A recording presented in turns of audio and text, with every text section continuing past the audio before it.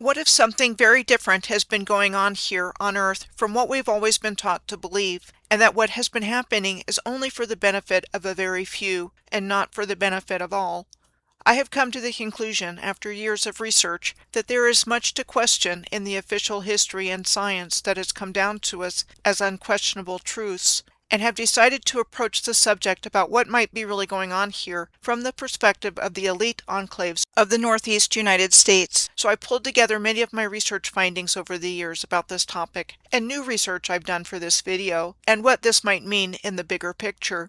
Elite enclaves commonly refer to the geography of high-income communities, and in this video I'm going to be specifically looking at places where elite families have lived, as well as vacationed in the summer months, since the early days of the United States, who lived in these places prior to these elite families, and speculate as to the reason why they may have chosen these places above all others. My name is Michelle Gibson.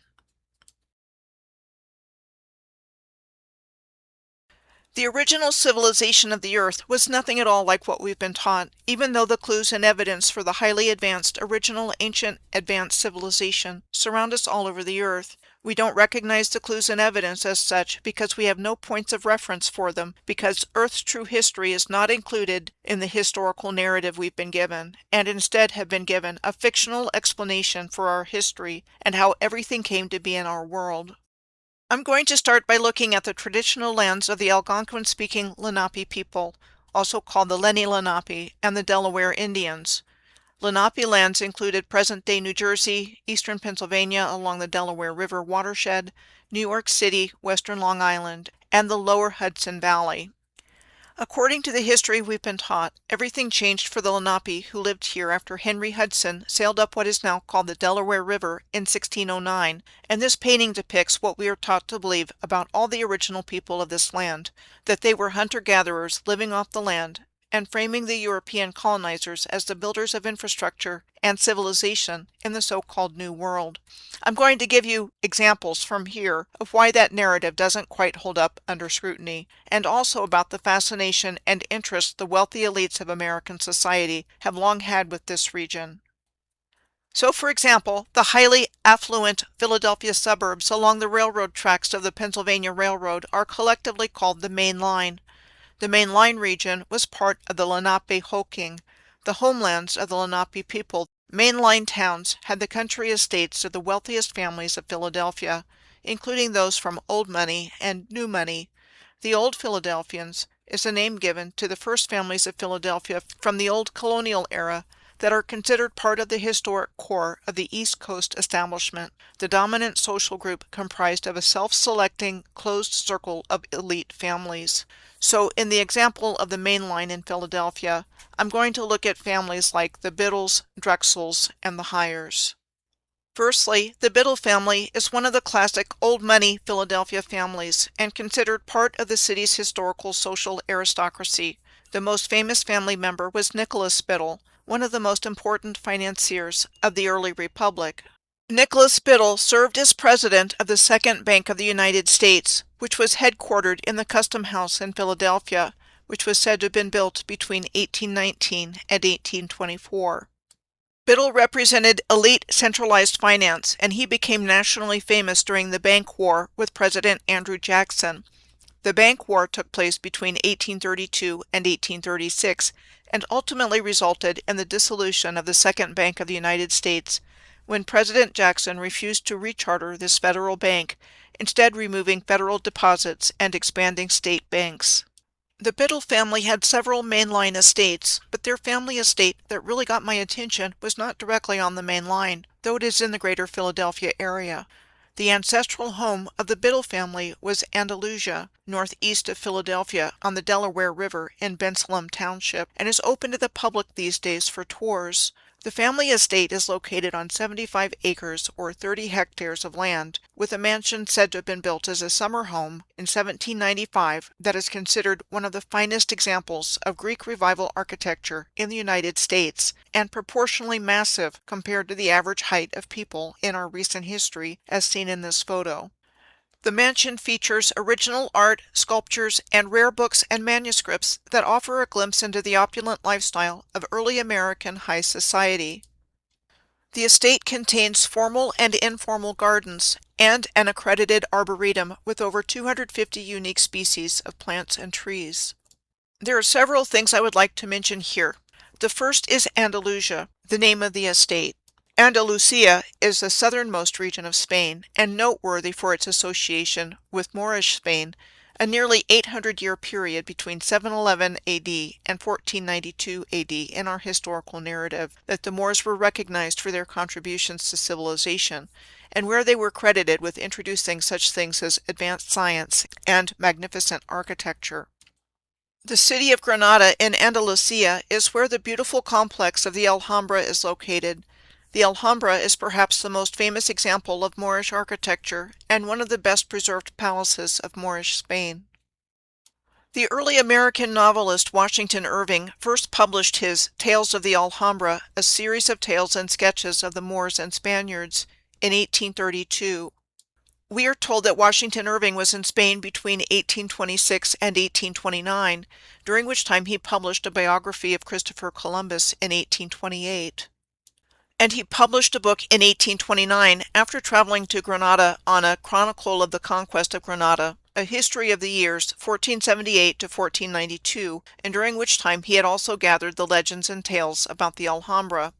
In my video, The Backfill of History and the Shaping of Our New Historical Narrative, I have expressed my belief, among other things, that famous authors were being used as programming devices with which to shape our collective minds with the new historical narrative and history that we have been thoroughly educated in, and completely covering up what was once a worldwide ancient Moorish civilization. I have identified a 450-year timeline between the fall of the Moors in Granada in 1492 and 1942, midway through World War II, with 1717 as the midpoint year, that I believe our new false paradigm was based on, and believe that at some point in our narrative, world history has been fabricated and backfilled, and that at some point in our relatively modern history, likely sometime in the 1700s, history became real, with the controllers writing themselves in to the new historical narrative. More on this to come. Next, there are two things that I would like to note about Bensalem Township in Pennsylvania.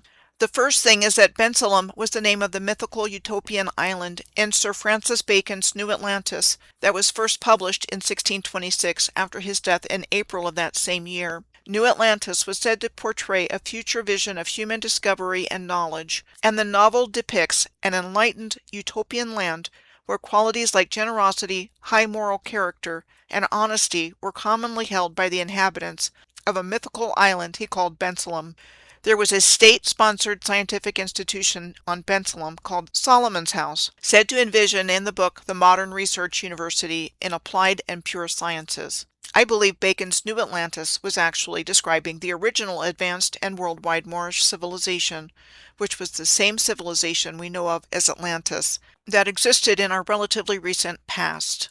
The second thing I would like to mention about Bensalem Township is that it is the current location of the bronze sculpture of a giant disembodied horse's head called Horse at Water at the Parks Casino and Racetrack entrance, a thoroughbred horse racing venue.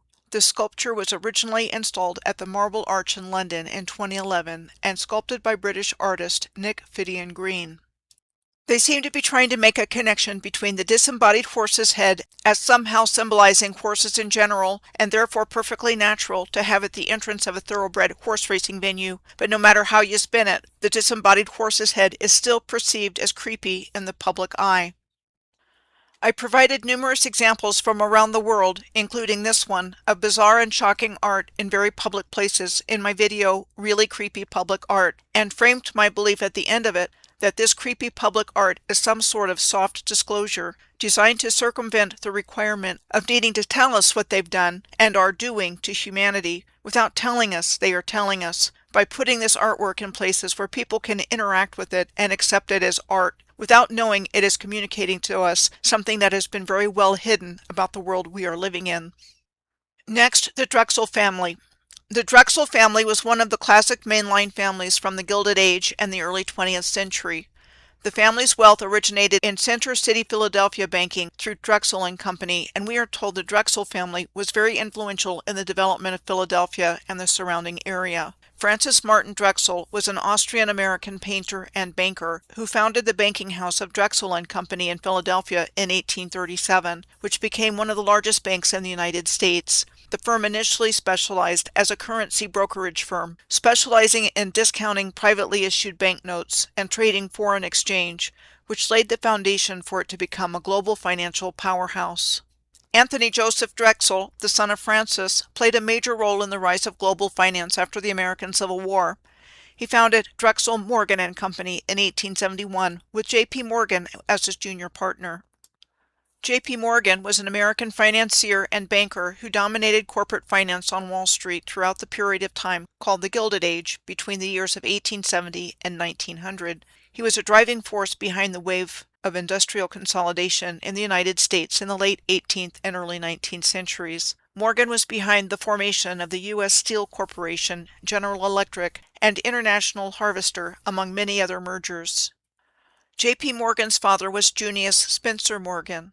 Junius Spencer Morgan was the founder of the company that would become J.S. Morgan and Company in 1864.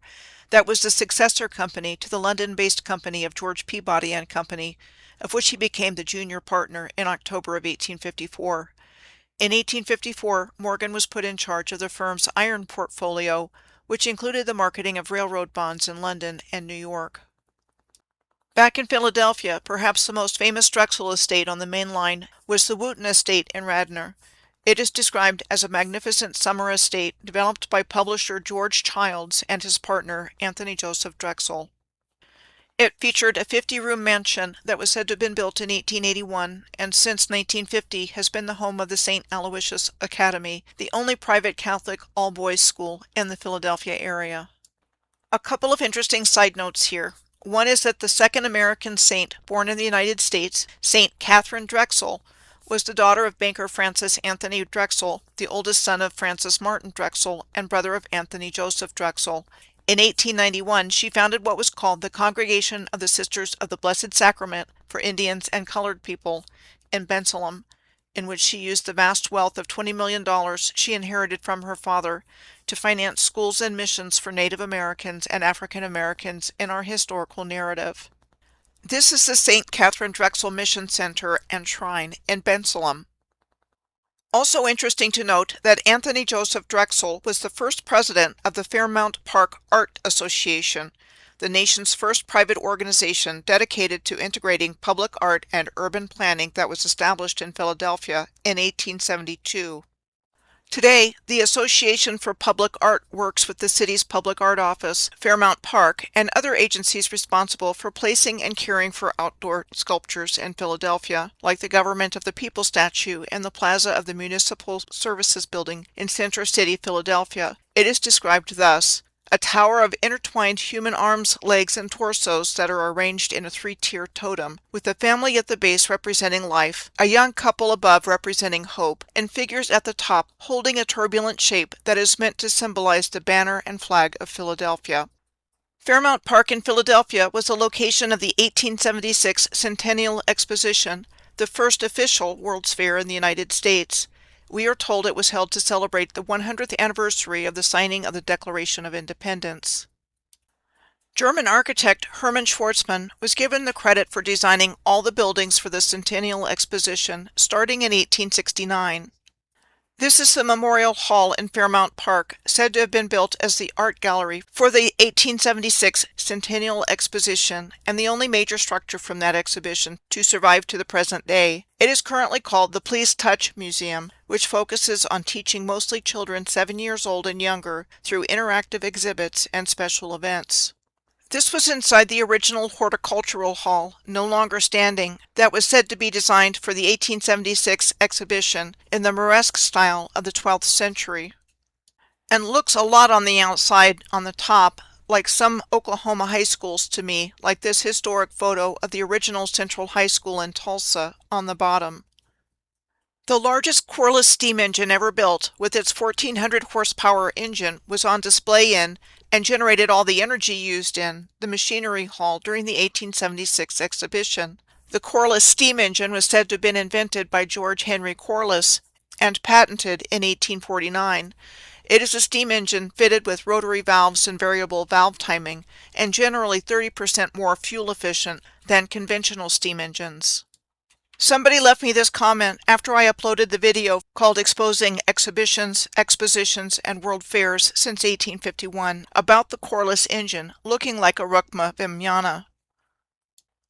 I looked it up, and sure enough, it does look like a Rukma Vimyana. This was the frontal view of the coreless steam engine from the 1876 Centennial Exhibition on the left, and an illustration of the Rukma Vimyana on the right.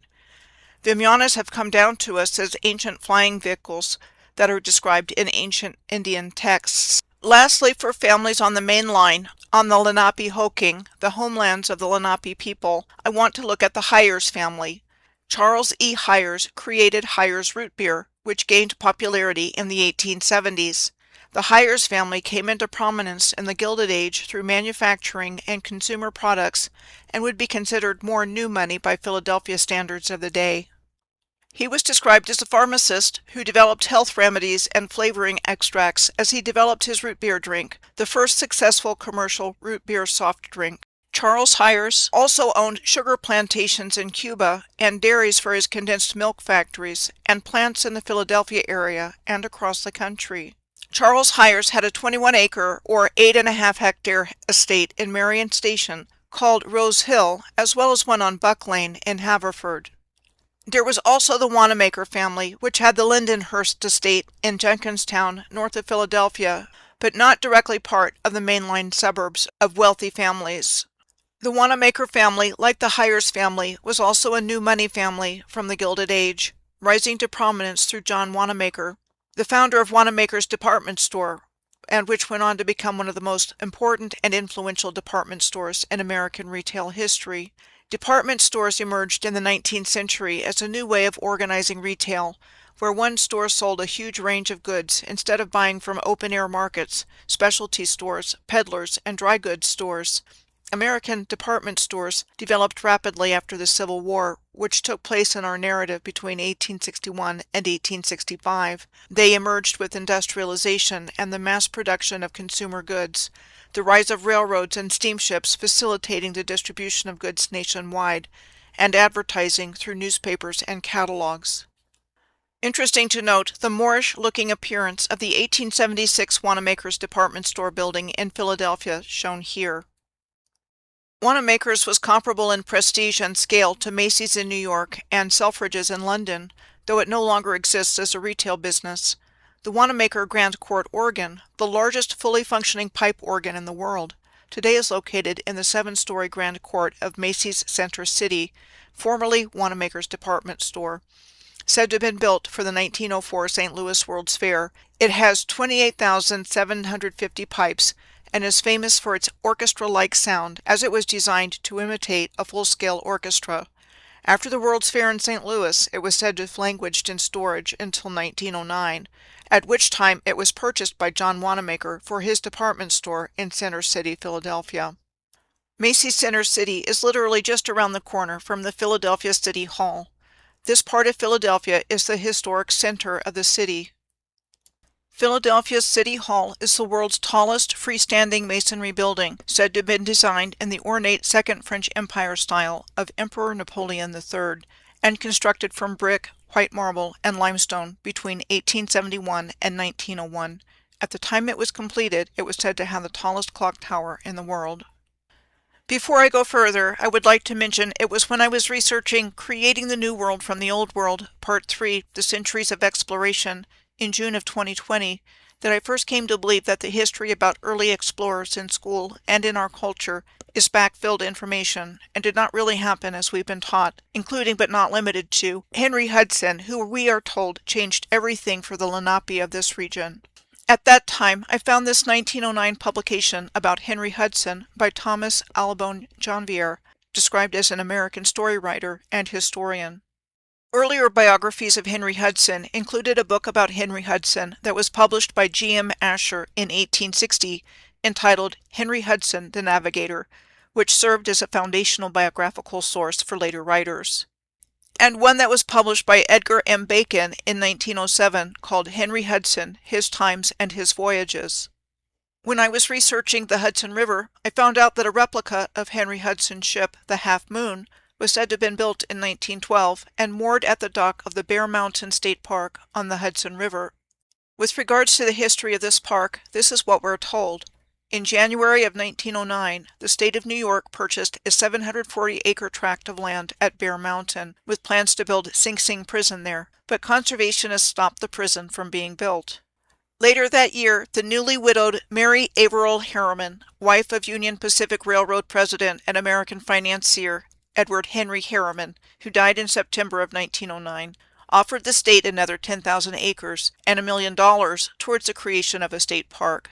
American progressive politician and businessman George W. Perkins, a partner in the J.P. Morgan Company and president of the Palisades Interstate Commission since 1900, with whom Mary Harriman had been working, managed to raise another $1.5 million from a dozen wealthy contributors, including John D. Rockefeller and J.P. Morgan. The state matched the contributions with a $2.5 million appropriation, and Bear Mountain Harriman State Park came into being in 1910, and managed by the Palisades Interstate Commission, which was formed in 1900 by New York Governor Theodore Roosevelt and New Jersey Governor Foster Voorhees. The firm Harriman Brothers and Company grew out of the business empire of W. Averill Harriman and E. Rowland Harriman, the sons of railroad magnate Edward Henry Harriman. Harriman Brothers and Company merged with the Brown Brothers, originating from Alex Brown and Sons, the first investment banking firm in the United States in 1800, to become known as the Brown Brothers Harriman and Company, one of the oldest and largest private investment banks in the United States. Founding partners of the Brown Brothers Harriman and Company included W. Averill Harriman, the son of railroad baron Edward Henry Harriman, who was Secretary of Commerce under President Harry S. Truman, and Prescott Bush, American banker and politician, and the father of President George H. W. Bush. Investment banker E. Rowland Harriman, aka Bunny, was also the chairperson of the Board of Governors of the American Red Cross from 1950 to 1973. Prescott Bush and E. Rowland Harriman attended Yale University at the same time, where they were both members of the Skull and Bones Society. Over the years I've been researching, I have encountered people like Ernst Georg Ravenstein, who was born in Germany in 1834, publishing books in the 19th century about famous early explorers. Like Bartholomew Dias, the Portuguese explorer said to have sailed around the southernmost tip of Africa, the Cape of Good Hope, in 1488, setting up the route from Europe to Asia later on. Ravenstein was credited with writing the first biography of Dias that was originally published in 1900 and republished in 2010. Ravenstein was also said to have translated the only known copy of a journal believed to have been written on board ship during Portuguese explorer Vasco da Gama's voyage to India, which was published in 1898. Who made it to India in a journey between 1497 and 1499 in our historical narrative. Next, I'm going to move on into the state of New Jersey from the Philadelphia area and look at places like Ong or Ong's Hat, Lake Lenape, Atlantic City, Sayreville, the Navesink Twin Lights, and Homedale. First, Ong. While it is not an elite enclave, I believe it is part of the story of what has taken place here to bring us to the world we live in today. Ong or Ong's Hat is a ghost town in Brandon T. Byrne State Forest and the northern terminus of the Batona Trail, a 53.5-mile or 86-kilometer hiking trail through the New Jersey Pine Barrens. Ong is 29 miles or 47 kilometers east of Philadelphia. Ong's Hat was also considered one of the earliest internet-based conspiracy theories. Ong's Hat is also listed as the first alternate reality game, or ARG, on many lists of ARGs. We are told that Ong's Hat was a work of alternate reality collaborative fiction, beginning back in the 1980s and embedded in various media to establish a backstory, and that author Joseph Matheny concluded the project. Interesting to note on this cover that there are two Moors depicted on it, as seen on the lower left and upper right. The Ong's Hat tale was told about a group of physics and science professors from Princeton who ran chaos theory and quantum physics experiments from an ashram there to travel interdimensionally through a device called the egg, and they were camped out in another world. The egg was said to have been developed by these physicists and scientists as a sensory deprivation chamber and used by them to determine when a wave becomes a particle. One day the egg disappeared, and the young man within explained that in the 7 minutes he was gone, he had traveled to an alternate dimension of the Earth. According to the story about Ong's hat, these experiments continued over the years until the military threatened their research, at which time they moved entirely into the alternate dimension, only coming back for supplies. Interesting to note that Joint Base McGuire-Dix-Lakehurst, the only tri-service base in the U.S. Department of Defense, is right there, at a distance of only 8 miles or 13 kilometers north of Ong. At any rate, Ong is reputed to be an interdimensional gateway. Next, Lake Lenape Park. This is what we are told about Lake Lenape Park on the Great Egg Harbor River. The Great Egg Harbor River flows southeast in New Jersey from near Camden, entering the Great Egg Harbor about 5 miles or 8 kilometers southwest of Atlantic City. Lake Lenape was formed after the construction of a dam in Mays Landing around 1847, with the land having previously been an apple orchard. Interesting to note the megalithic stones used in the construction of the dam. Lake Lenape Park was said to have first opened in the early 1900s. Named for the indigenous people who lived here, Lake Lenape Park features Lakeside Manor, a popular wedding and special event venue.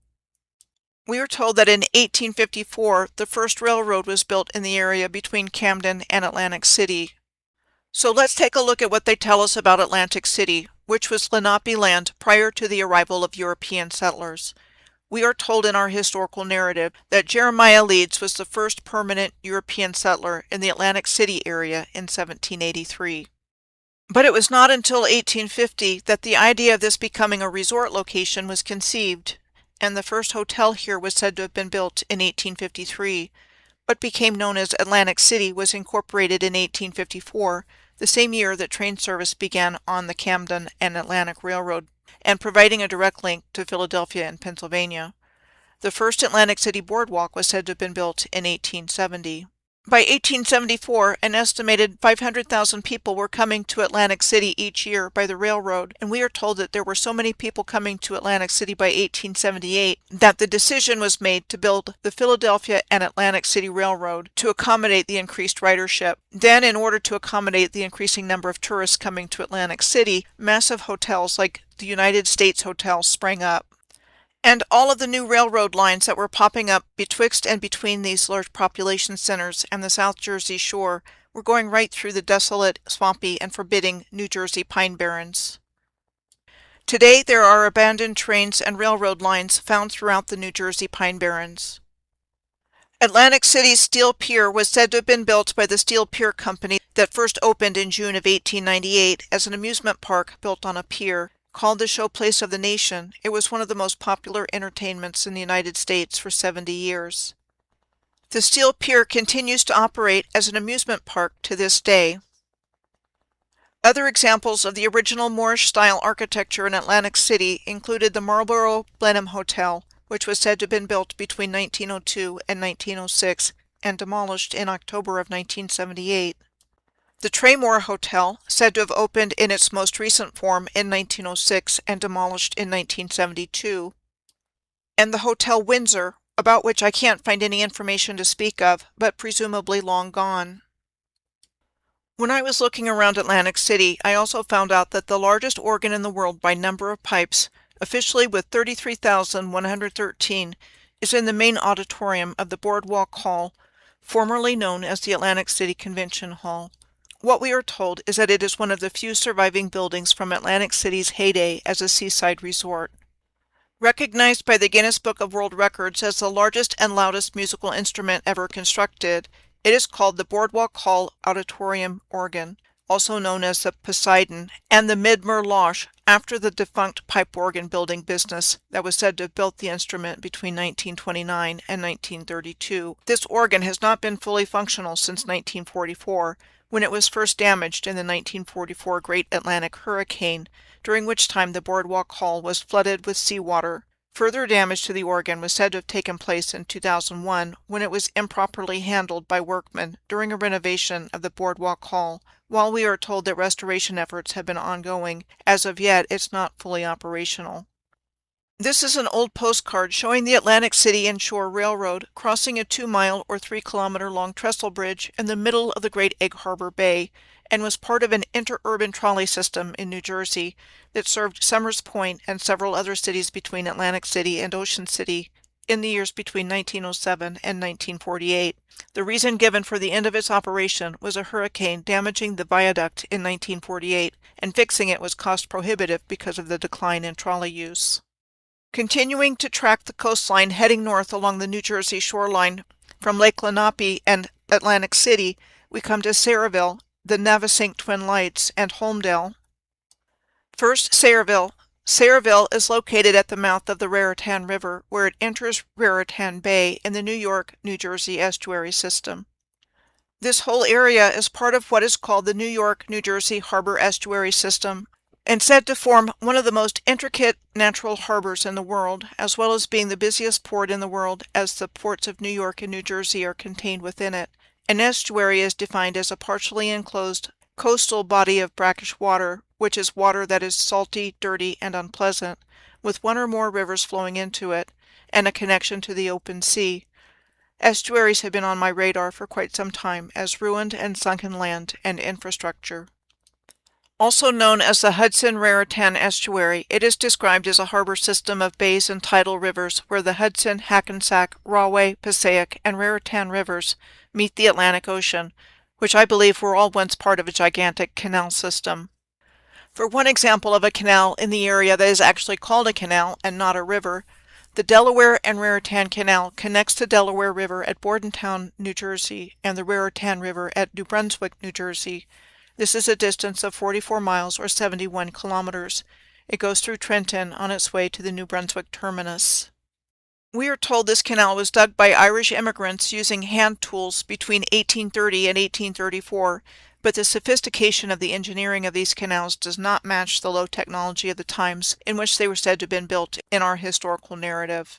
At any rate, Sayreville at the entrance to the Raritan River received its name from James Sayre, Jr. of Newark, one of the two co-founders of the Sayre and Fisher Brick Company in 1850.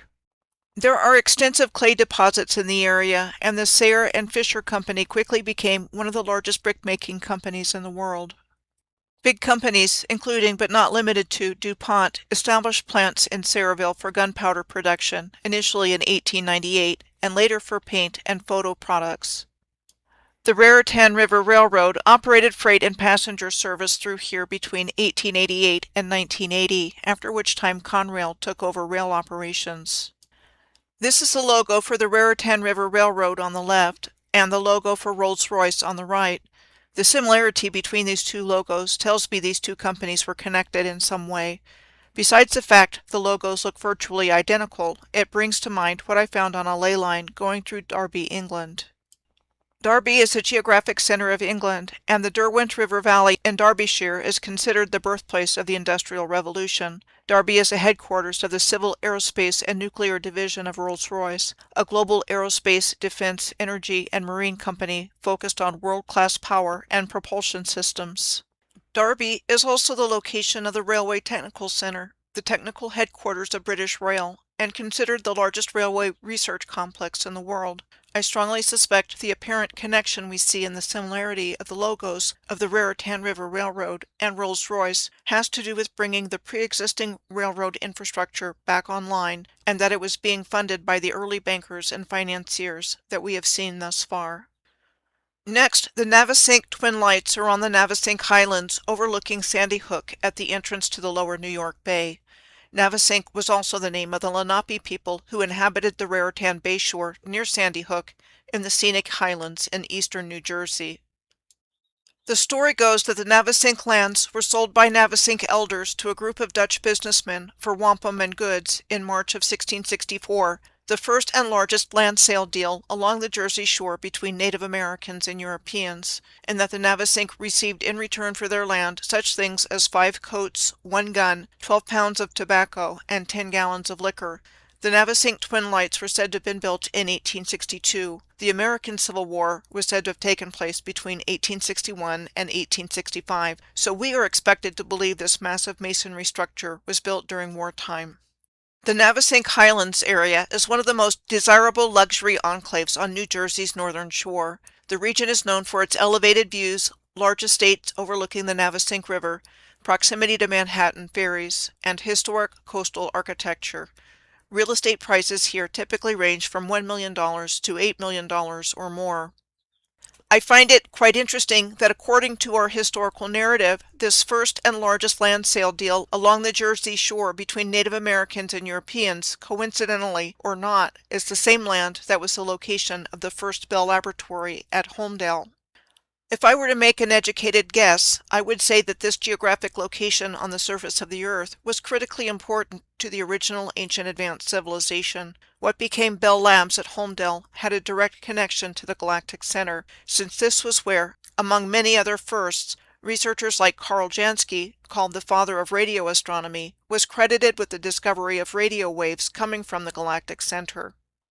Now I want to connect this information to the bigger picture puzzle pieces about this region.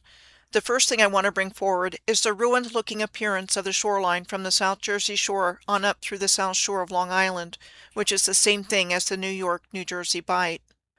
Here's a closer look at the South Jersey shoreline up through the New York-New Jersey estuary system, so you can get a better view of what I'm referring to, and then what the shoreline looks like going from there across Long Island to Montauk Point. And in spite of the marshy and wetland quality of the landscape hereabouts, this whole area is prime and valuable real estate that is, among other things, coveted by the very wealthy in our society, as we shall see. The New York-New Jersey Bight is described as a roughly triangular indentation along the Atlantic coast of the northeastern United States from Cape May, New Jersey to Montauk Point on the eastern tip of Long Island. Bight is the term given to a concave bend or curvature in a coastline. Next, I'm going to turn my attention first to the New York City area and Long Island. There are two designations for historical elite families of New York City that I would like to mention here: the Upper Tens and the 400. First, the Upper Tens was a 19th century term referring to the wealthiest 10,000 families of New York City, coined in 1844 by Nathaniel Parker Willis, a writer and publisher who became the highest paid magazine writer of his day. It came to refer to the upper circles of other major cities besides New York City.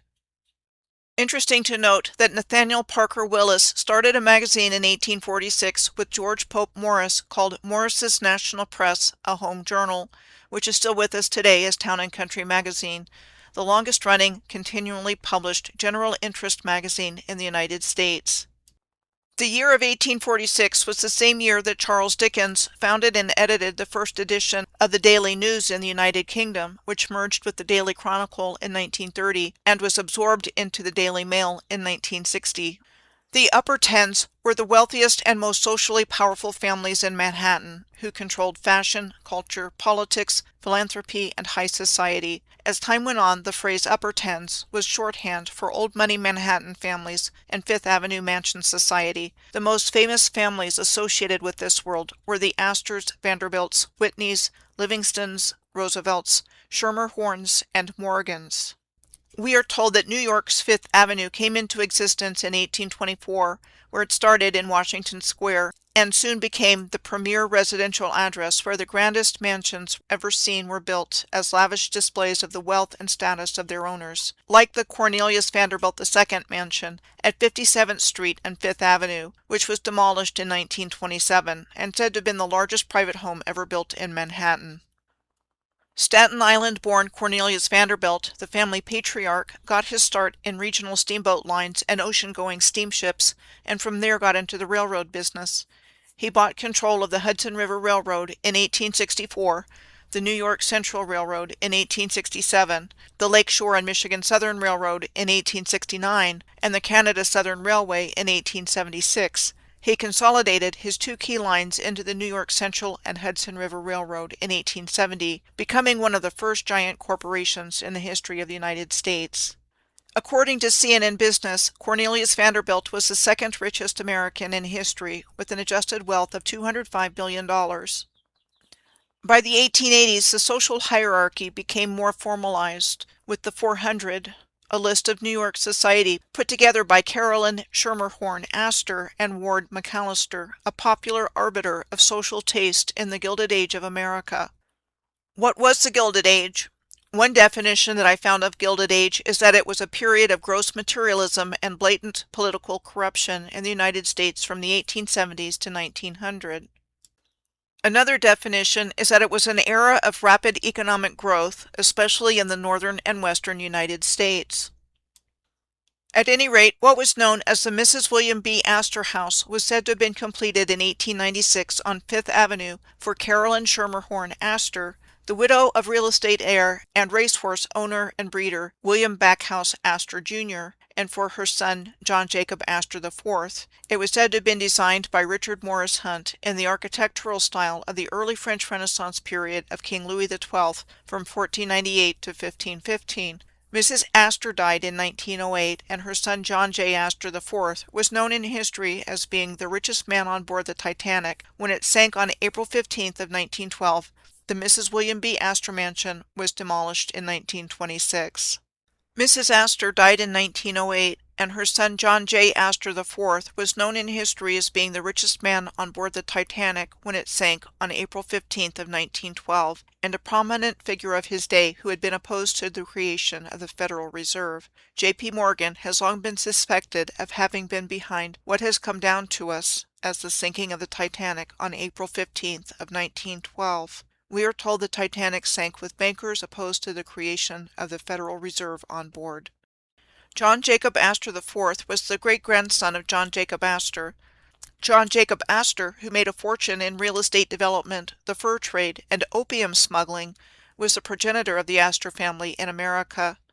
John Jacob Astor was considered to be the world's first multimillionaire and the third richest American of all time, according to CNN Business, with an adjusted wealth of $138 billion. The Federal Reserve Act passed Congress and was signed into law by President Woodrow Wilson on December 23rd of 1913, the year following the sinking of the Titanic in our historical narrative.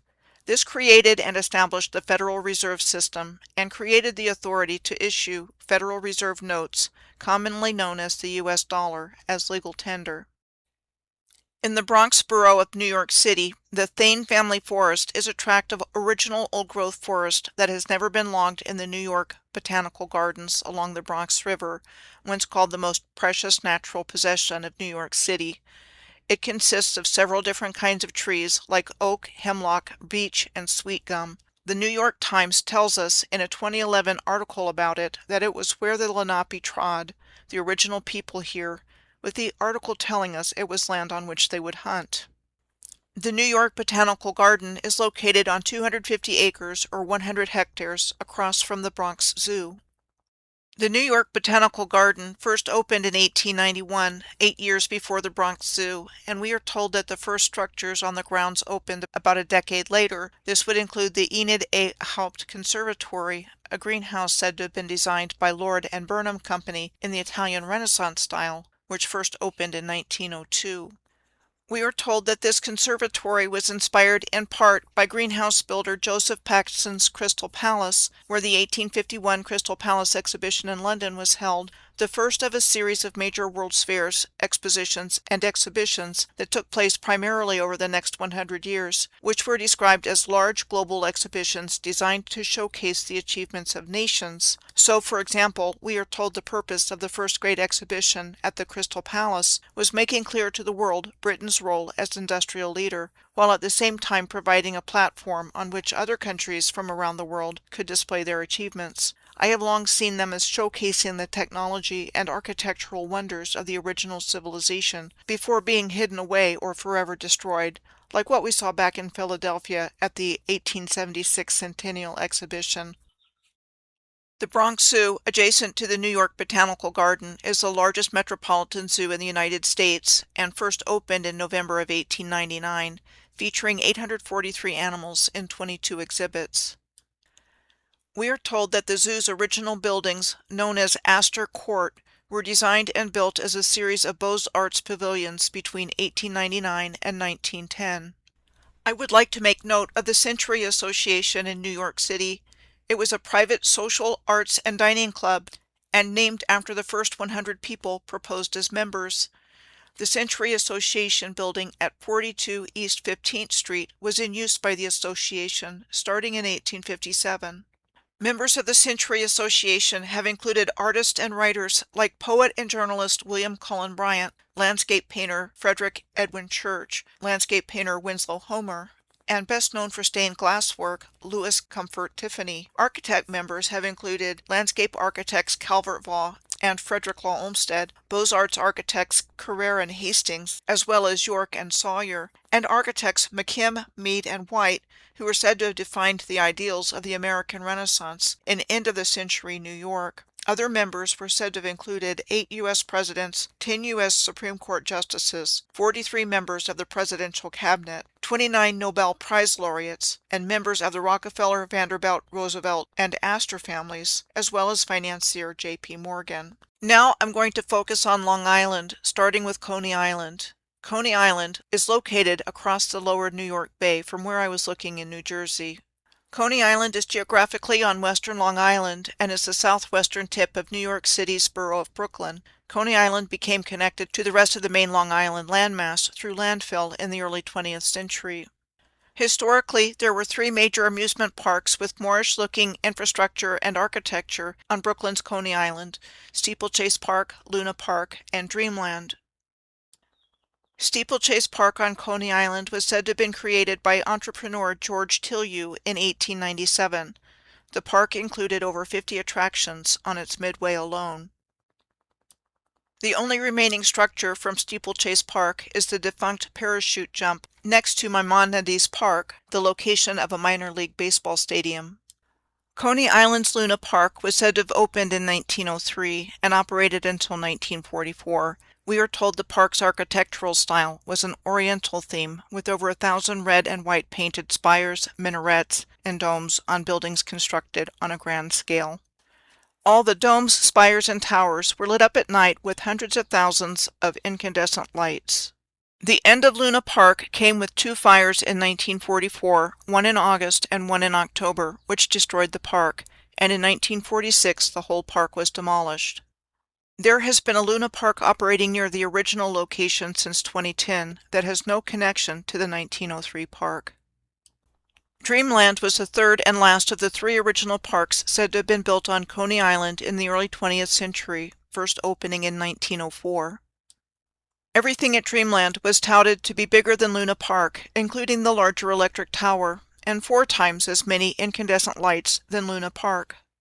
Dreamland's life on Coney Island was ended only 7 years after opening. On May 27th of 1911, a fire started at the Hell Gate attraction the night before the season's opening day and spread quickly, completely destroying the park by morning. Next we come to Brighton Beach, just west of Jamaica Bay, where we find megalithic rocks strewn about on the beach. And the explanation we are given for faces amongst the rocks was that there was a mystery artist in the 1970s who carved them.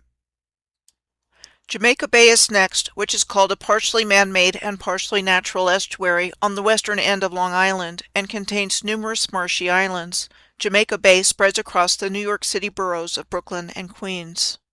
John F. Kennedy International Airport is on the northeast side of Jamaica Bay. Interestingly, there is a rapid transit line of the New York subway system that operates here, the IND Rockaway line that runs between the Aqueduct Racetrack Station Terminal through the marshy Jamaica Bay to the Rockaway Park Beach, 116th Street Station Terminal. Like the previously seen Atlantic City and Shore Railroad that crossed in the middle of the Great Egg Harbor Bay and was part of an interurban trolley system in New Jersey between 1907 and 1948.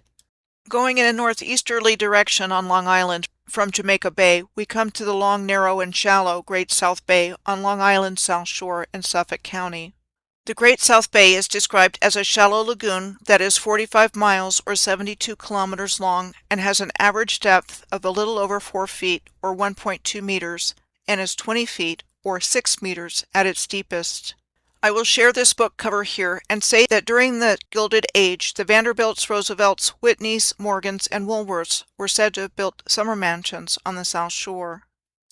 The elite families of the Gilded Age were also found on the North Shore of Long Island, also known as Long Island's Gold Coast. We are told Long Island's Gold Coast had over 500 lavish mansions and castles built in 70 square miles or 180 kilometers squared by the very wealthy of the Gilded Age. Like the Ohika Castle, which is also known as the Otto Kahn Estate, located on the North Shore of Long Island in the town of Huntington.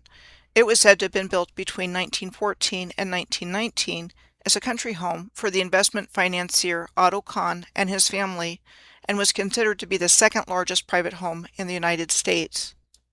Today, the Ohika Castle is an historic hotel with 32 guest rooms and suites.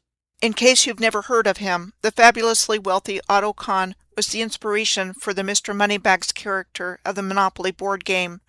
It is interesting how powerful but otherwise unknown people, like this example here, get inserted in our collective consciousness in seemingly innocent ways.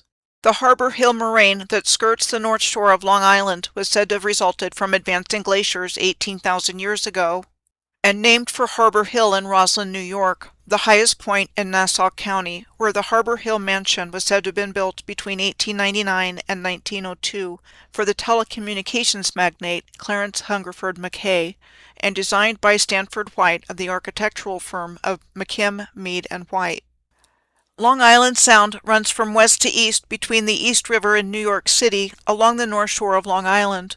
Long Island Sound is a tidal estuary and marine sound of the Atlantic Ocean. A sound is a term given to a smaller body of water connected to a larger sea or ocean. Suffolk County on Long Island's east end is comprised of the towns of Brookhaven, which includes the Long Island Central Pine Barrens, East Hampton, Southampton, which includes West Hampton, Shelter Island, Southold, and Riverhead. I'm going to highlight several places found here.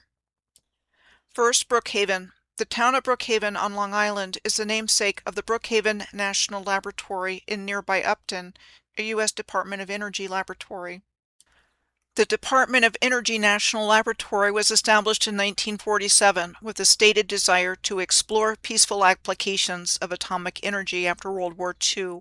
The laboratory has developed a broader mission over time, including nuclear and high-energy physics, physics and chemistry of materials, nanoscience, energy and environmental research, national security and nonproliferation, neuroscience, structural biology, and computational sciences. The research facilities of Brookhaven National Laboratory include the Relativistic Heavy Ion Collider, or RHIC, the first and one of two operating heavy ion colliders, and the only spin-polarized proton collider ever built. It is also said to be the only operating particle collider in the United States. As physicists study the primordial form of matter that existed in the universe after what we are told was the Big Bang, a physical theory about an event that describes how the universe expanded from an initial state of high density and temperature. The world's other operating heavy ion collider is the Large Hadron Collider, or LHC, and also known as CERN, near Geneva, Switzerland. In addition to the RHIC, the Brookhaven National Laboratory hosts the National Synchrotron Light Source 2, designed to produce X-rays 10,000 times brighter than the original National Synchrotron Light Source at Brookhaven National Laboratory. We are told it supports basic and advanced energy technologies in a wide variety of applications, from nano-catalyst-based fuel cells to economical use of solar energy and high-temperature superconductors in a high-capacity and high-reliability electric grid. Next, the Long Island Central Pine Barrens is called Long Island's largest natural area and last remaining wilderness. The Brookhaven National Laboratory is located within the central Long Island Pine Barrens. The Pine Barrens recharge a federally designated sole source aquifer for Long Island's fresh drinking water, which comes from groundwater wells. Almost all of Long Island's Peconic and Carmen's rivers and their watersheds, two of the four major rivers here, are in the Pine Barrens. Like I said previously with regards to the rivers in the New York-New Jersey Harbor Estuary System, it is my belief that we are looking at what was once a canal system. The Peconic River drains an area between the Harbor Hill moraine, flowing into Flanders Bay and connecting to Peconic Bay, the bay between Long Island's North and South Forks, east of Riverhead. It originates in bogs and wetlands in central Long Island and is fresh water until it becomes an estuary in Riverhead, a town and township on the northern edge of the Pine Barrens. It is interesting to note that the former location of Tesla's Wardenclyffe Tower was in Shoreham on Long Island, located on the north shore of Long Island and a short distance north of Brookhaven National Laboratory. The Wardenclyffe Tower was said to have been built on land next to a railroad line by Tesla between 1901 and 1902 as an early experimental wireless transmission station based on his theories of using the Earth to conduct the signals. Stanford White, of the architectural firm of McKim, Mead and White, was said to have designed the original brick building and tower, which the Wardenclyffe Tower sat beside. We are told that the primary financial backer of Tesla's project was J.P. Morgan, until he refused Tesla's request for more funding to increase the size of the facility and implement his ideas of wireless transmission to compete better with Marconi's radio-based telegraph system. By 1905, we are told the project was abandoned because there were no further investors, and that by 1917, which would have been during World War I, the tower was demolished for scrap. The brick building next to it remained standing up until relatively recently and was part of the Tesla Science Center. A mysterious fire in November of 2023 severely damaged Tesla's last remaining laboratory. This fire happened just before the start of a significant renovation and restoration project that was poised to get started, for which millions of dollars had been raised. The towns of Southampton and East Hampton together are what are known as the Hamptons, another one of the historical summer colonies of the wealthy elite in our society. Southampton is on the eastern side of the Long Island Central Pine Barrens, and the Central Pine Barrens Planning Commission is in West Hampton Beach on the western side of Southampton, where you find the West Hampton Dunes, considered prime land and luxury real estate for those that can afford it. And canals, like the Moneybogue Canal, which requires dredging to get rid of the sediment at the bottom of the waterway. We are told that Southampton was founded in 1640 by a group of 10 settlers from Lynn, Massachusetts, who obtained land from the Shinnecock Nation by signing a lease, and the town grew quickly over the next few years, establishing an early whaling industry here. The Algonquin Shinnecock Nation's reservation is in Southampton, and we are told among 13 Indian tribes on Long Island, largely based on kinship. In 2005, the Shinnecock filed a lawsuit against the state of New York seeking return of 3,500 acres, or 14 kilometers squared, in Southampton, and billions of dollars for damages, challenging the state legislature's approval of an 1859 sale of 3,500 acres of tribal land. The disputed land included the Shinnecock Hills Golf Course.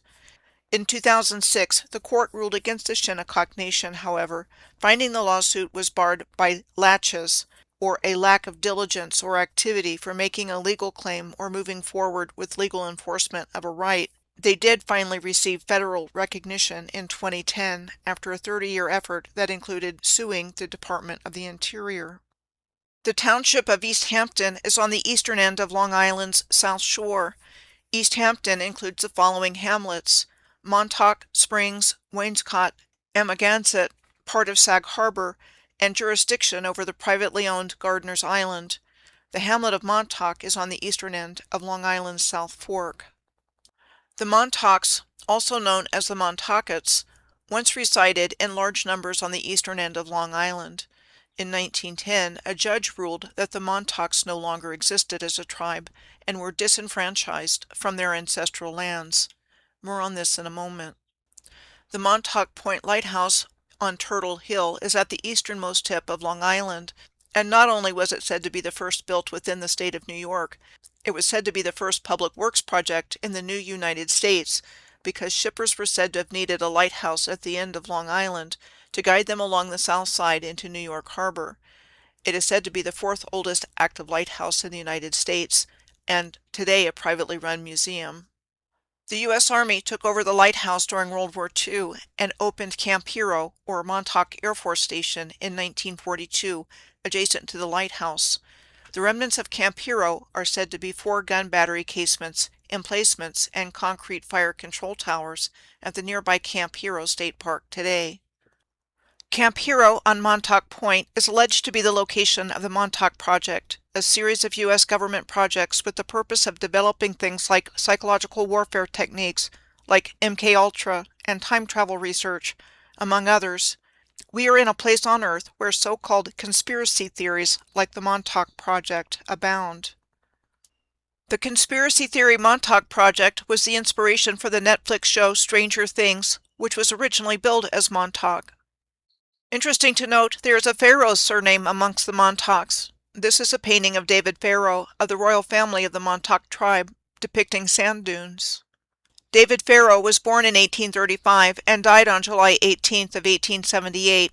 He was buried in the Indian Field Cemetery on the old reservation lands on East Lake Drive in Montauk. Princess Pocahontas Pharaoh was born on February 15th of 1878, the last Montauk born on the Montauk Reservation at Indian Field on Montauk Point, a year before the reservation was sold. She was the youngest daughter of King David Pharaoh and Queen Maria Fowler Pharaoh of the Montauk tribe. The king of the tribe always came from the Pharaoh family.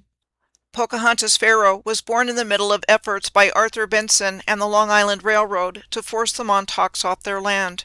Benson purchased Montauk in October of 1879 for $151,000 and allowed for the expansion of the Long Island Railroad through it.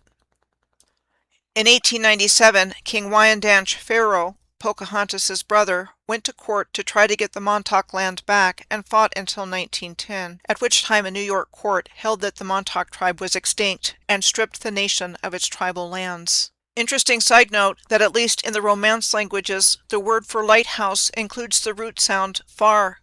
In Italian and Spanish, the word for lighthouse is faro. In French, the word for lighthouse is phare. In Portuguese, it is farol, and in Romanian, far. They are spelled and sound like they are related to the word pharaoh, which we are told was the common title for monarchs of ancient Egypt from the First Dynasty, starting in 3150 BC, up to the annexation of Egypt by the Roman Empire in 30 BC. Throwing this information into the mix for consideration, since both the lighthouse and pharaohs are found on Montauk Point. The Moors were the custodians of the ancient Egyptian mysteries, according to George G.M. James in his book Stolen Legacy.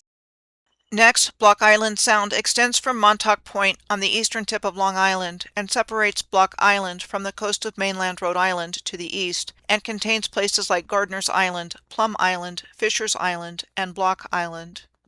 First, Gardiner's Island.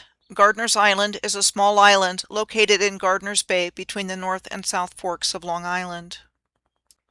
In our historical narrative, the island has been owned by the Gardner family since 1659, when we are told Lyon Gardner, an English engineer and colonist who founded the first English settlement in New York here, was said to have purchased it from the Montauk Grand Sachem Wyandanch for a large black dog, some powder and shot, and a few Dutch blankets.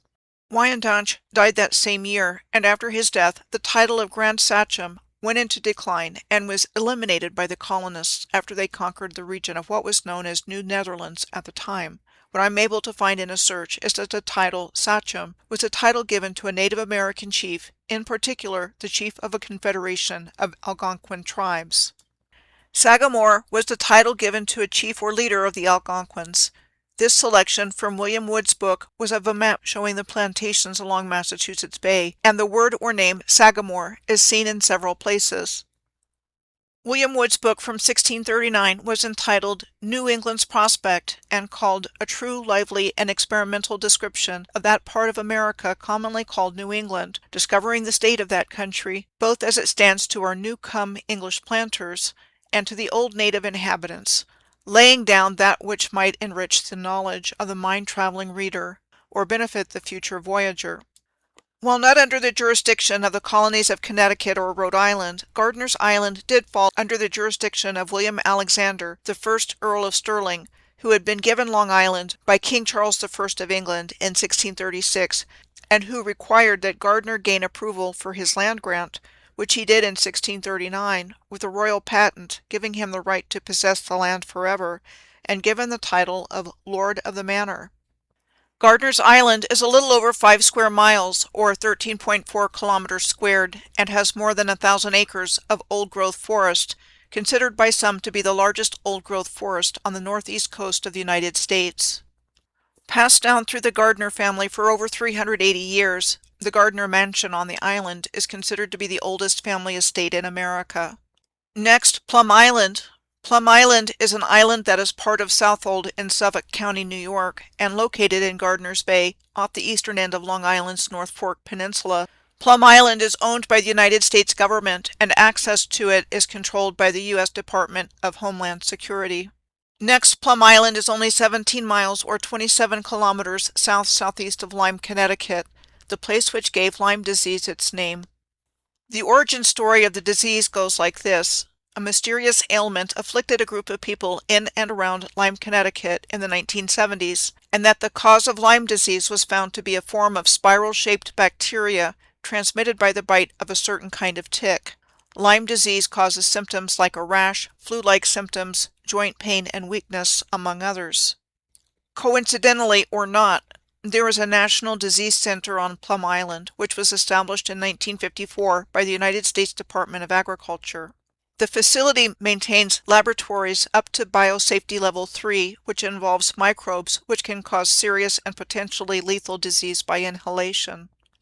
Next, Fisher's Island is also a part of South Old New York at the eastern end of Long Island, located in close proximity to Connecticut and Rhode Island as well.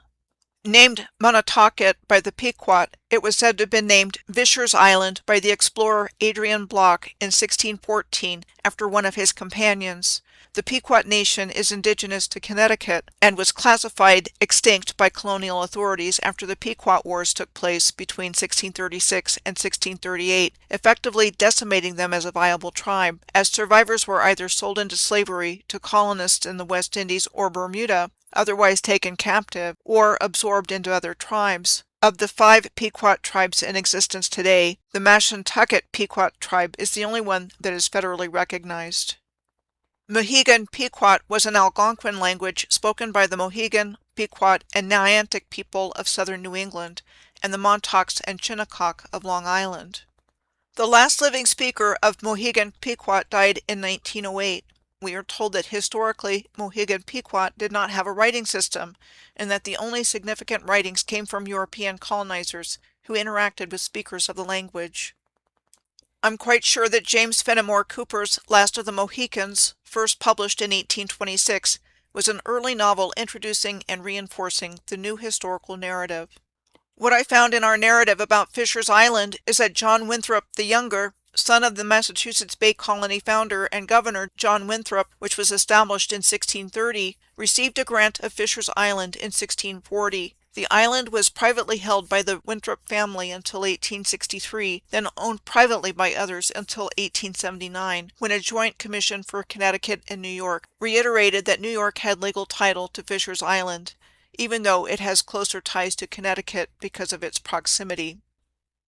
Between 1783 and 1909, brickmaking was the only industry on the island because of the clay pits there, and at its peak in the 1880s, the brickyard was believed to be the largest in the country, with a production capacity of 18 million bricks per year. We are told that horse-drawn railroad cars were used to transport clay produced by hundreds of miners wielding shovels to the brick presses. Since the 1920s, Fisher's Island has been a playground for the social register set that includes the Rockefellers, DuPonts, Whitneys, and Roosevelts, and 2/3 of the island is off-limits to everyone except residents and their guests.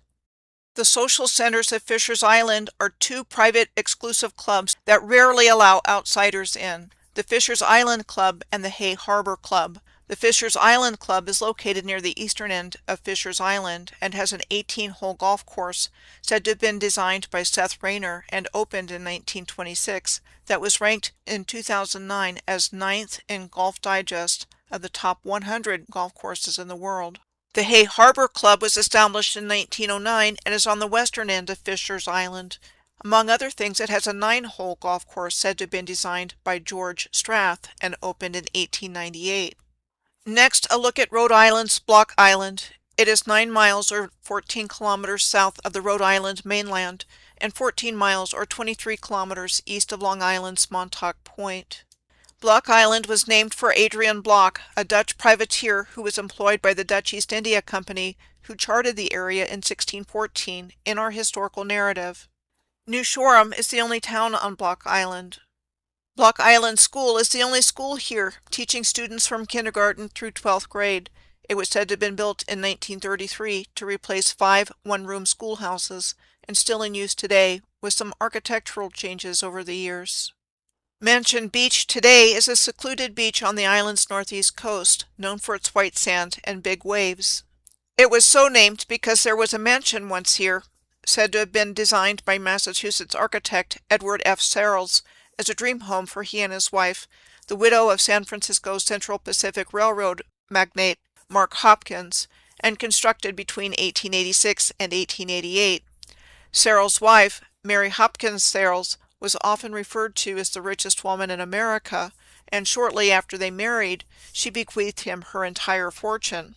Searles was one of those architects credited with the design of other monumental architecture, including, but not limited to, the interior design for the Kellogg Terrace, known today as Searles Castle in Great Barrington, Massachusetts, said to be one of America's great masterpieces of Gothic and Neo-Renaissance architecture, built in 1883 by Stanford White of the architectural firm of McKim, Mead and White. It sure looks to me like Searles Castle sits atop a star fort base, compared with Fort Laredo, a star fort in Puebla, Mexico, on the right.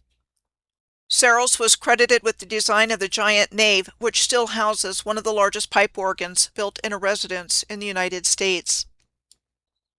At any rate, after having been abandoned for years, the Searles mansion back on Block Island burned down in the 1960s and was never rebuilt. Block Island has 13 distinct beaches. This rocky beach is a clothing-optional beach below the Mahegna Bluffs, which has a sheared-off looking quality to it. The huge rocks found here also look megalithic, like they were shaped and cut. The next place we come to is Newport, Rhode Island.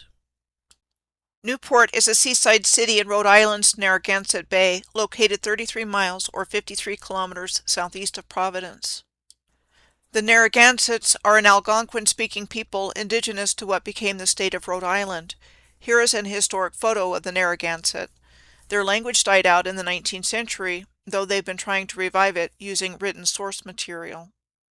Across the Narragansett Bay from Newport, in the town of Narragansett, we find a stone masonry building called the Towers, said to have been built between 1883 and 1886 by the ubiquitous architectural firm of McKim, Mead and White, as part of a Victorian-era casino and social elite resort facility. Also known as the Twin Towers, it is all that remains after a history of disasters, including fires and hurricanes. In our historical narrative, Newport was first incorporated as a town in 1639 by a group of 9 founding English colonists, after the colony of Rhode Island had been established in 1636 by Roger Williams, and only 6 years after the Massachusetts Bay Colony was established in 1630. Newport is known for its Gilded Age mansions. Many members of New York City's list of 400 elite families had massive cottage estates in Newport. Like the summer cottage estate known as the Breakers, that was said to have been built between 1893 and 1895 for Cornelius Vanderbilt II, it was said to have been patterned after a Renaissance palace and built with marble imported from Italy and Africa, as well as rare wood and mosaics from countries around the world. The Marble House was another Vanderbilt family summer cottage in Newport. It was said to have been built between 1888 and 1892 for Alva and William K. Vanderbilt. And Beechwood, which was said to have been built in 1851 and became the summer cottage estate in 1880 of Carolyn Schermerhorn Astor, who had a massive ballroom built in it to accommodate her society events, and it became the epicenter of Newport high society. Next, we come to the Elizabeth Islands, Martha's Vineyard, and Nantucket Island off the coast of Massachusetts.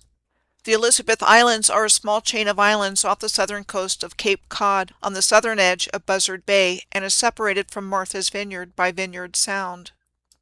All of the Elizabeth Islands, with the exception of Cuttyhunk and Pennykeys, are privately owned by the Forbes family, a wealthy American family of Scottish descent long prominent in Boston. The family's original fortune came largely from trading opium and tea between North America and China in the 19th century. Forbes family members include businessman John Murray Forbes, among other things a railroad magnate and president of the Michigan Central Railroad and the Chicago, Burlington, and Quincy Railroad in the 1850s, and John Forbes Carey, present-day politician and the Secretary of State in President Obama's second administration. Like we saw with the Astor family, along with other well-known moneyed families, the Boston Forbes family original fortune came in large part from trading opium between North America and China in the 19th century. This information about the opium trading is on the Forbes website, so they don't even try to hide this from us. The Forbes family were part of the Boston Brahmins, the historic upper elite class of Boston, Massachusetts, widely considered America's closest equivalent to an aristocracy. The Brahmins dominated New England's intellectual, cultural, and financial institutions from the late 19th to the mid-20th centuries, and were instrumental in funding and running major American educational institutions like Harvard University and MIT. Their recognizable surnames included, besides the Forbes family, the Cabots, Lowells, Lodges, Adamses, and Peabodys. The term Boston Brahmins was coined by Oliver Wendell Holmes in an 1860 article on the Atlantic Monthly, after he likened Boston's prestigious old money elite to the highest-ranking Brahmin class in Hindu society. The Atlantic Monthly was established in Boston in 1857 as a literary and cultural commentary magazine by a collective of distinguished writers, including Ralph Waldo Emerson, Harriet Beecher Stowe, Henry Wadsworth Longfellow, and first editor James Russell Lowell. Martha's Vineyard, an island located south of Cape Cod and the Elizabeth Islands, is a popular summer colony for the wealthy. Martha's Vineyard, along with the adjacent Chappaquiddick Island, another small island off the coast of Martha's Vineyard called No Man's Land, and the Elizabeth Islands together comprise Massachusetts' Dukes County. First, a little bit about Martha's Vineyard. Martha's Vineyard, as of the 2010 census, had a year-round population of approximately 17,500 people, and in the summer months the population grows to somewhere around 100,000. In a study by the Martha's Vineyard Commission, the cost of living on the island was found to be 60% higher than the national average, and the cost of housing 96% higher. Vineyard Haven was named the #1 most expensive town in the United States by LendingTree in 2021. When the European colonizers arrived, the island was inhabited by the Wampanoag, the Algonquin indigenous people of eastern Rhode Island and southeastern Massachusetts. There's something interesting to note about the Algonquin language. It is extremely hard to find this kind of information because of the hunter-gatherer theme going on with indigenous peoples of North America in the narrative, but I found an example in the written language script of the Algonquin Mi'kmaq people of Nova Scotia, and it is that of an apparent connection to the Egyptian language script. The Wampanoag tribe of Gayhead, or Aquinnah on Martha's Vineyard, is one of only two federally recognized Wampanoag tribes, the other one being the Mashpee Wampanoag tribe, headquartered in Mashpee on Cape Cod. The Wampanoag on Martha's Vineyard are headquartered in Aquinnah on the southwest tip of Martha's Vineyard, part of the lands where they have lived for thousands of years, which were dispossessed by English settlers encroaching on their lands. Aquinnah, which was incorporated as a town named Gayhead between 1870 and 1997, is the location of the Aquinnah Cliffs. The Aquinnah Cliffs, with streams of red and orange clay mixed with sand, were said to have been formed by glaciers millions of years ago. These cliffs have that same sheared-off looking quality to them like other places we've already seen through here. The Gayhead Lighthouse located here was featured in the 1975 movie Jaws.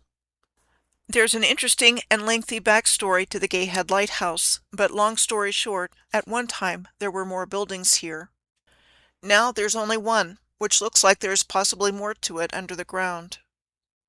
Also interesting to note that I found this article talking about there being a deaf community on Martha's Vineyard from its earliest settlement through the 19th century. It would appear from the article that the deaf people here attracted a lot of interest and questions.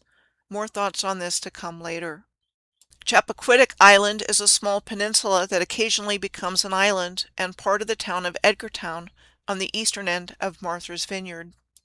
Well, if you've ever wondered where the Chappaquiddick of the infamous incident involving Ted Kennedy and an overturned vehicle containing the body of a woman back in July of 1969, it was right here. The small island called No Man's Land is located 3 miles or 5 kilometers off the southwest coast of Martha's Vineyard and was used as a practice bombing range by the United States Navy between 1943 and 1996. The island of Nantucket is 30 miles or 50 kilometers south of Cape Cod, and together with the islands of Tuckernuck and Muskeget, constitutes the town and county of Nantucket in Massachusetts, and like Martha's Vineyard, a summer colony for the wealthy. The name Nantucket was said to have been adapted from a similar sounding Algonquin name for the island of the indigenous Wampanoag people. The National Park Service cites Nantucket as being the finest example of a late 18th and early 19th century New England seaport town, and was designated a National Historic Landmark District in 1966. Nantucket Island was perhaps best known for the historical importance of its whaling industry, particularly during the 18th up to the mid-19th centuries. The Great Fire of 1846 devastated the downtown business hub of Nantucket, starting in a hat store and completely destroying more than a third of the heart of the community and economy, and leaving many homeless, in poverty, and causing them to leave the island.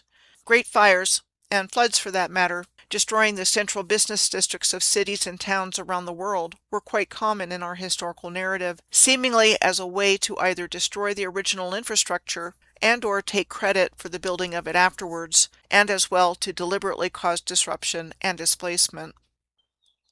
Next, we come to Cape Cod and the Southeastern Massachusetts Pine Barren, or SEMBP Association, which is headquartered at the Center at Center Hill Preserve in Plymouth. The SEMBP is on land that extends from Duxbury to Provincetown along the Cape Cod Bay shoreline, covering Cape Cod, the Elizabeth Islands, Nantucket Island, and Martha's Vineyard, and inland includes southeastern Massachusetts, including Plymouth and its surrounding communities. It so happens that this is the same Plymouth that was the location of the Plymouth Colony, the Pilgrim settlement founded in 1620 in our historical narrative by the Pilgrims after they journeyed from England to the New World on the Mayflower, seeking religious freedom, as we are taught and celebrate every year in the United States at Thanksgiving. This is the Plymouth Rock Monument in Plymouth. The current classical monument housing it was said to have been designed in 1921 by the architectural firm of McKim, Mead, and White. The Pilgrim Monument in Provincetown, Massachusetts, is on the northern end of Cape Cod.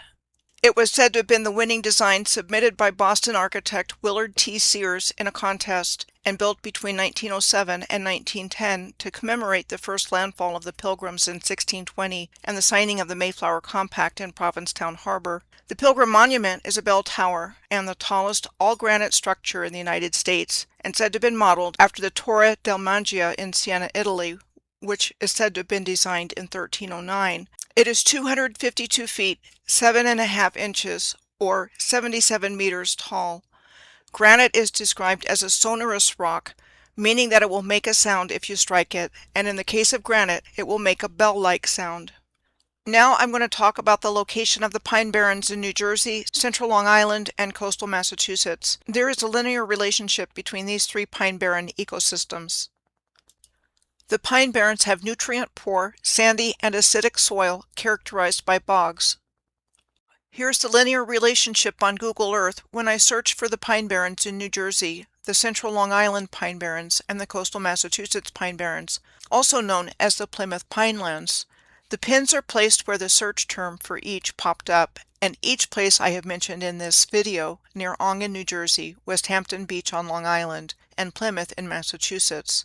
I believe this Pine Barren alignment was ground zero for the cataclysmic event that destroyed the surface of the Earth, and that this event took place relatively recently.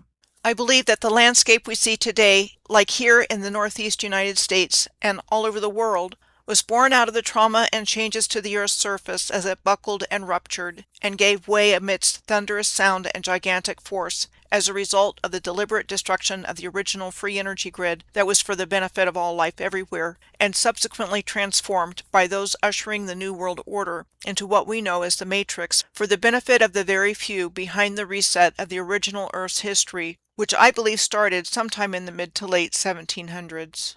So I'm going to present a theory for your consideration as to what might have caused this cataclysm of the Earth's surface along the Earth's grid system in order to bring about the New World Order. Prior to this deliberately caused cataclysmic event, all of the infrastructure on the Earth was a perfectly tuned and resonant scientific and musical instrument. Everything worked together in harmony and balance to produce free energy and abundance for all life everywhere. All the cathedrals, rail lines, bridges, starforts, lighthouses, organs, bell towers, and much, much more. I believe that the circuit board of the Earth's original free energy grid system was deliberately blown out, and because of my findings here in this part of the world, I believe directed frequency could have been used, and I'm going to present a scenario for your consideration based on my research over the years as to how this could have happened. Here's what I have learned about the Philadelphia experiment and what I am calling the Philadelphia experiment ley line could have caused a cataclysmic event that destroyed circuit board Earth and in the process brought great change and upheaval to the surface of the Earth. With regard to the elite enclaves seen throughout this video, I believe the high society elites prized and coveted most the destroyed places that were of high importance in the original civilization, either because of who lived there or what was there. I'm going to start first with the Philadelphia experiment. I have postulated for quite some time that a rip in the fabric of space-time caused by the Philadelphia experiment allowed great evil in the form of parasitic non-human beings to incarnate in human form on the Earth and subsequently created the conditions for the world we are living in today. Humanity has been at the mercy of a parasitic consciousness that has rigged the system to provide the non-stop flow of wealth for them and to keep us stuck in the negative energy of our lowest states of consciousness of fear and suffering that they need to survive. Now I'm going to take a look at the Philadelphia experiment itself and see what we are told about that. I mentioned previously in this video that Ong in the New Jersey Pine Barrens, geographically close to Philadelphia, is reputed to be an interdimensional gateway. The strange Philadelphia experiment was alleged to have taken place at the Philadelphia Navy Yard in the middle of World War II, the deadliest conflict in human history, which started on September 1st in 1939 and ended on September 2nd in 1945, exactly 6 years later. When I originally looked for information on the Philadelphia experiment several years ago, the date I first encountered for it was the date of July 22nd of 1942. The Philadelphia experiment involved the USS Eldridge, a naval destroyer escort for merchant ships. The ship's generators were turned on in view of the other merchant ships that were in the Navy Yard. As the fields created by the generators built up, a green haze formed around the ship. When the green haze disappeared, so did the ship, rendered invisible to both radar and the naked eye. It returned to view after 15 minutes. Did the USS Eldridge just become invisible, or did it go somewhere else? And if it went somewhere else, where might it have gone? What was the real purpose of the Philadelphia experiment? What if the USS Eldridge traveled in time? I first learned of the work of author and publisher Peter Moon sometime around 2014. I started reading some of the books he published because I was looking for information about the Moors and was having a hard time finding it. Peter has been involved in a lot of work on the Moors, the Philadelphia experiment, Montauk Project, and time travel research. Peter also has a lot to say about Aleister Crowley in his books and the dark occulted nature of the timeline that we have been living on. In one of his books, Synchronicity and the Seventh Seal, Peter mentioned that he had a correspondence with Crowley's son Amato, and that Amato related to him that on the day of the Philadelphia experiment, which he gave as August 12th of 1943, Crowley had passed him as a child through the circular megalith at Menantoul in Morvah, Cornwall, and that when he did this, it caused a line of rough energy to cross the ocean. This passage in the book also goes on to say further that while Crowley's organization, known as the Ordo Templi Orientis, or OTO, an occult, fraternal, and magical secret society, disputed this, others had no problems with his claim and reported that during an eclipse ceremony on August 11th in 1998 at Menantoul, an eclipse shadow line ran from Cairo, Egypt to Montauk, Long Island, straight through Menantoul. Whatever date it took place on, both July 22nd and August 12th have annual significance in ancient cosmology. Each year, August 12th is the last day of the Lionsgate portal, which begins on July 28th every year and ends on August 12th. And each year, July 22nd coincides with the heliacal rising of Sirius before the sun. Interesting to note that the Lionsgate portal is symbolized by the figure 8, which is also the infinity symbol, and it peaks on 8/8 every year. Like I mentioned earlier in this video, I have postulated for several years that the years 1492 and 1942 are the boundary years of a new timeline called Rome. There are 450 years between 1492 and 1942 that can be divided evenly into 9 50-year periods. And at the beginnings of each of these 50-year periods, much was happening in our historical narrative. With 225 years on either side, 1717 is the midpoint year. I believe a new 3D time loop was created that somehow mirrors or involves the figure 8, upon which a new history was superimposed onto the existing infrastructure on the Earth and falsely attributed in the new historical narrative, as we have seen in the elite enclaves through this video. The midpoint year of 1717 was the year that the premier Grand Lodge of England was founded in London on June 24th of 1717. It was the first Western Freemason Grand Lodge.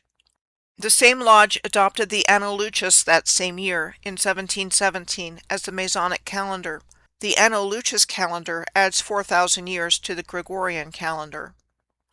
It is my understanding that only those initiated into the highest degree of Western Freemasonry know directly about the Moors, and it is no secret within modern Freemasonry that it is speculative, meaning based on conjecture rather than knowledge, as opposed to operative, meaning those who actually worked with stone. The New World's controllers stole the identity and legacy of the operative Masons, representing humanity at its highest level of consciousness, and took us from the Moorish divine movement of the world from antiquity, with the eye on top of the pyramid signifying our pineal gland and our connection to the Creator, to it symbolizing Big Brother and the control of the 13 bloodline families. At any rate, with regards to the alleged Aleister Crowley connection with the Philadelphia experiment, I extended the Pine Barrens alignment that I found connecting the 3 Pine Barrens of New Jersey, Central Long Island, and coastal Massachusetts. Going in the northeast direction, the alignment connected to Morvah and Cornwall, the location of Menantol, and going in a southwest direction, I took it as far as the bayous in Louisiana.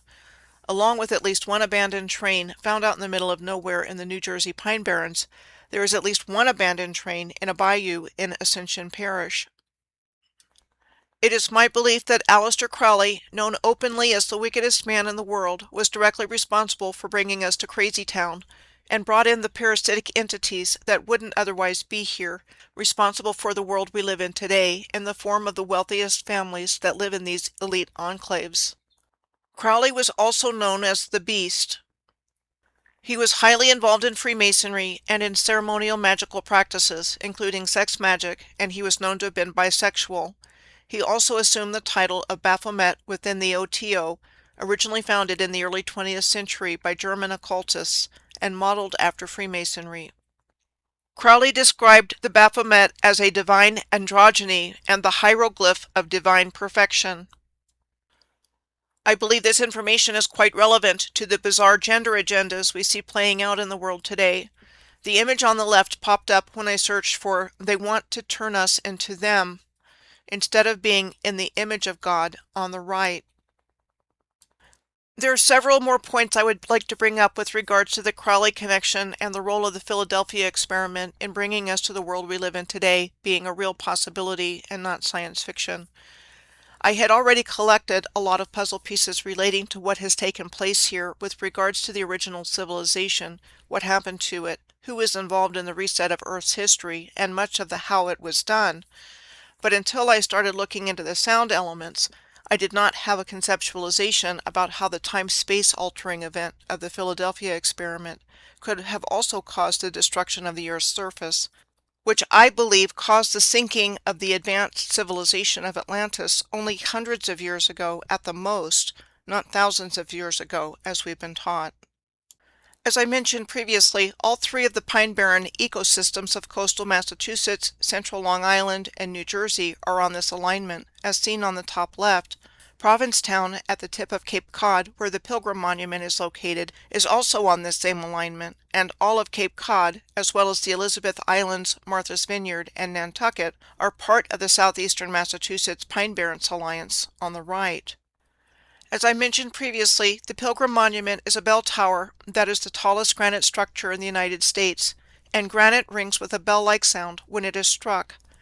If Crowley's ritual ceremony at Menantol, whenever it took place, did in fact send a line of rough energy to cross the ocean towards Long Island, as claimed by his son Amado to Peter Moon, as mentioned previously, it would have crossed through or near the Pilgrim Monument, with the energy thereby striking it, either directly or indirectly. It is also very interesting to note that Provincetown is one of the most LGBTQ inclusive places in the country, and has been for a long time. as early as 1900, when an artist colony and experimental theater developed there, including drag shows in the 1940s. In the process of doing this research, I learned about resonance and forced resonance. Resonance occurs in oscillating systems when an external force with the same natural frequency causes a rise in amplitude, which results in a net rise of mechanical energy. Resonance can occur in various systems, whether acoustical, electrical, or mechanical systems, and is desirable in their applications. Resonance can also be detrimental, however, when it leads to excessive vibrations and structural failure.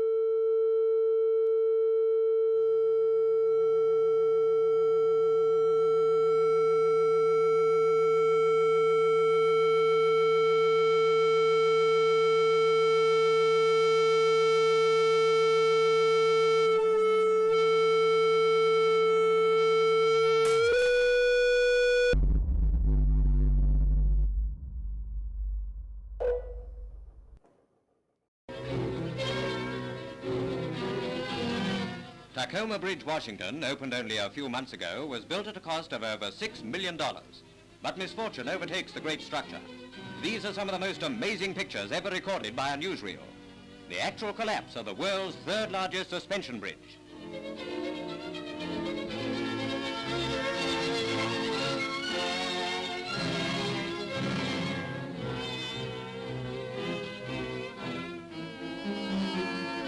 Only a 35-mile-an-hour wind is blowing, but this apparently sets up a rhythmic swinging of the bridge, which increases with each swing.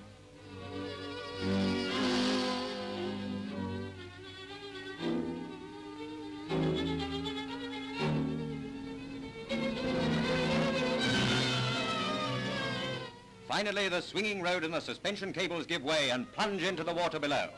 Fortunately, the only casualties were a car stalled on the bridge and a dog.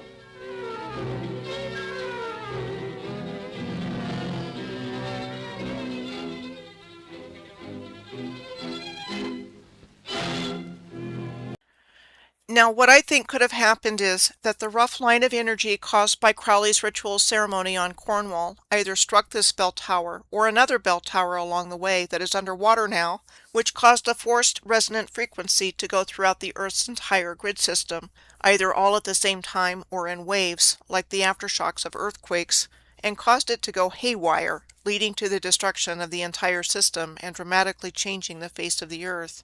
I also consider the possibility that the manipulation of time and space involved in the Philadelphia experiment could have also carried this forced resonant frequency back in time to create the cataclysmic event, as opposed to something that happened in real time.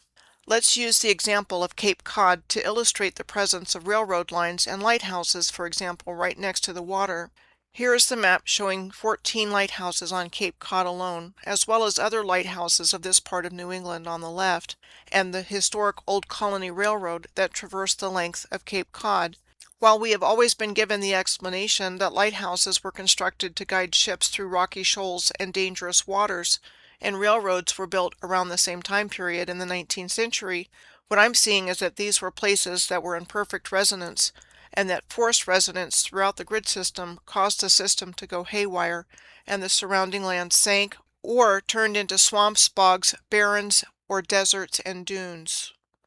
There are several more points I would like to make with regards to the Crowley connection and the role of the Philadelphia experiment in bringing us to the world we live in today being a real possibility.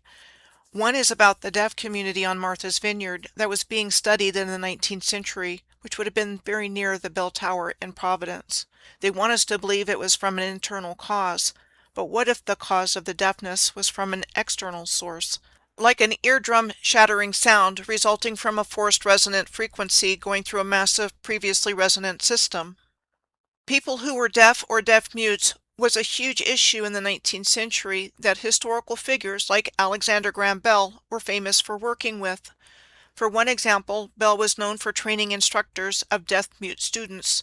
He traveled to Boston in 1871 to teach instructors at the Boston School for Deaf Mutes his visible speech system, the oldest public day school for deaf and hard of hearing students. It later became known as the Horace Mann School for the Deaf. Another point that I would like to make is that because Earth is a free will zone, the human beings who live here have to give their consent to choose whether to follow the light or the dark, and they have to tell us what they're doing. They can't just come in and do whatever they want to, even though it might seem like that is what they've been doing. One way they gain our consent is through literature, art, music, and things like predictive programming and soft disclosure in movies and television programs, and accomplish this by not telling us they are telling us.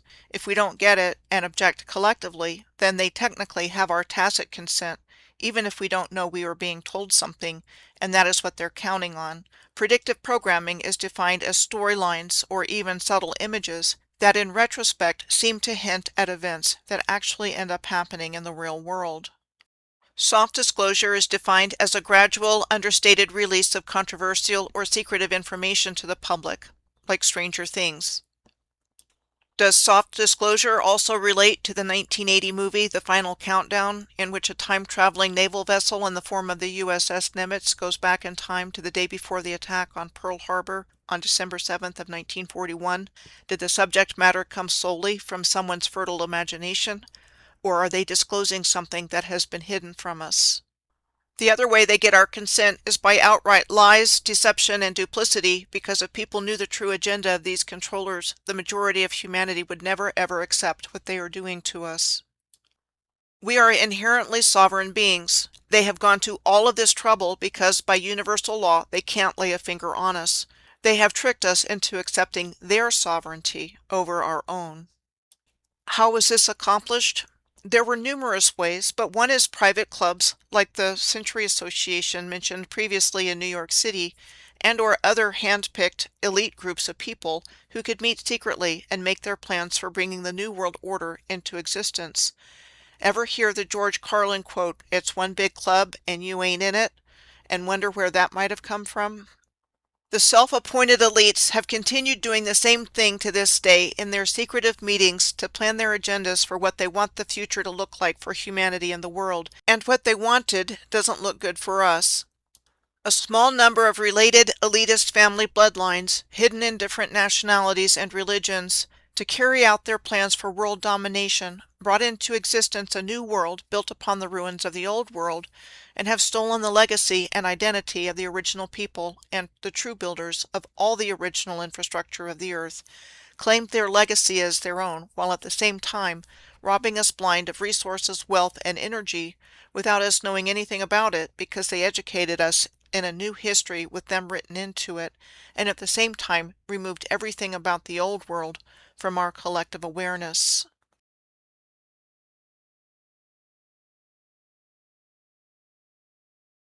What happened? What do you think happened? Yeah, so I think that what we see in these videos is what happened. As hard as it is to believe here, I think the United States government has gravity and space-time manipulation technology. Like literally, not just anti-gravity, which is if you talk to these UFO people, who I'm not a big fan of in general, they'd be like, yeah, we've got anti-gravity technology, which you see this first orb kind of doing around this plane. Mm-hmm. But we're going to see this plane just straight up disappear. And this is where it comes into this complete space-time manipulation technology. Now we're watching these orbs spin around the plane, but they're moving around with purpose here. They've got this triangle formation, perfect equilateral triangle. They're doing something, you can tell when they're spinning around. It appears to be mapping the plane. Now we've been able to figure out this seems like they're trying to map the plane to figure out exactly how big the singularity needs to be. And then they shift to this vertical orientation. And this is right before the zap. Now in this video, it seems kind of weird, but you could imagine that somebody might be able to come up with this. I mean, we're clearly looking at real clouds here. We've also actually shown that these clouds are moving. It's just that they move so slowly because there's only a few seconds of each perspective shift that it's hard to see that the clouds are moving, but I guarantee you they are. I have a video we can show if necessary. We're looking at low altitude cumulus clouds. This plane's flying low. We see smoke coming out of the back of the plane here. The plane is descending, we were able to figure out. This is the accurate turning capabilities of a Boeing 777 on display here. We can also tell this screen is cropped. This is a cropped screen recording. And we can tell that because we can see this mouse coming in from the top right and moving off the top left or bottom left of the screen.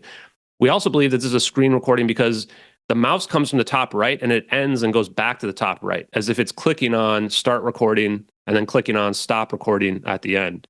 The coordinates in the bottom left, they say NROL 22 in the bottom left, which is the first launch of the SBIRS system, Space-Based Infrared Satellite Constellation System, in 2006. And then we can see those coordinates in the bottom left as well. And they only move when the perspective shifts. So this isn't a situation where you're looking down on a satellite that's moving. The way that these systems work is that they actually collect the satellite data, send it to ground-based computers, and then somebody can log into the computer system and say, pull up Nicobar Islands at 1840 UTC. I want to, track this giant area. And then in this case, it looks like what they were doing is they did a cropped screen recording of a giant area, and they cropped out the drone, which is our second video. Yeah, so again, for the people that want to know, like, who filmed this is the United States assets that are out there, and this satellite capability is completely unknown. We were able to deduce the satellite capabilities from looking at this video and then doing research about the SBIRS system as well as. So you're saying the satellite shot this, is what you're saying? So what it really is like Google Earth mixed with they put them on balloons software. Well, yeah, have you ever seen that? Where sometimes they have cameras on balloons, like China has spy satellites that are on balloons. They've landed. Could it have been one of those? You know what I'm talking about? Well, in this case, we believe I'm going to show you another video real quick. We mapped every single satellite that's out there, and we found USA 229. This is a naval ocean surveillance satellite pair. We looked back at all the old trajectories of all the satellites. And turns out this is a satellite with another satellite right next to it. The whole purpose of this satellite is to track boats, planes, and other objects. And we see in the top of the screen here, you can see 1840 UTC, and these satellite pairs staring right down at the coordinates that we've got here. And this is a low Earth orbit satellite pair. Real quick, Ashton, before you share the second one, has there been a whistleblower that has said that they revealed these videos, or how did we get these videos? So I dug around for people that would have leaked these videos, espionage, willful retention of classified information, and I found Lieutenant Commander Edward C. Lin. I spent a couple of weeks looking around, everybody who had ever been charged with this stuff in the time frame, and Edward C. Lin checks every single box. In fact, they obfuscated the charges against him. They tried to get him with espionage and put him in prison for life, and it turned out that he never exchanged anything with anyone from China. The government had to admit it.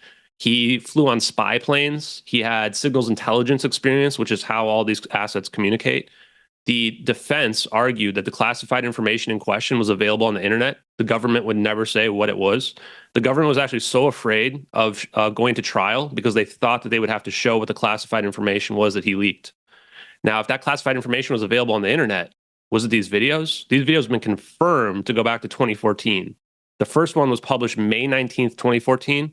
This one was published June 12th, 2014. So you can imagine a scenario where somebody leaks these videos one by one because they think that the world is going to know the truth, and that Edward C. Lin was potentially, maybe he even thought it was UFOs. I think we're looking at government technology. So you don't think it's an extraterrestrial? So you think this is a technology that we have here on Earth? I do not think that this is extraterrestrial. Now, I don't know where this technology comes from. The more I learn about this, the less certain I am about where this technology potentially comes from. I would argue that if you go back to the Philadelphia experiment, where we claimed that this battle cruiser teleported somewhere, they were trying to cloak that. Now, there's some engineers that were on board this plane, and supposedly they were working on advanced cloaking as well. So I would argue the reason why I don't think this is extraterrestrial is because this is an operation. People ask, why is the drone filming this? It's not, they were just randomly filming an airplane, and then all of a sudden some orbs come along. This was an operation, start to finish. I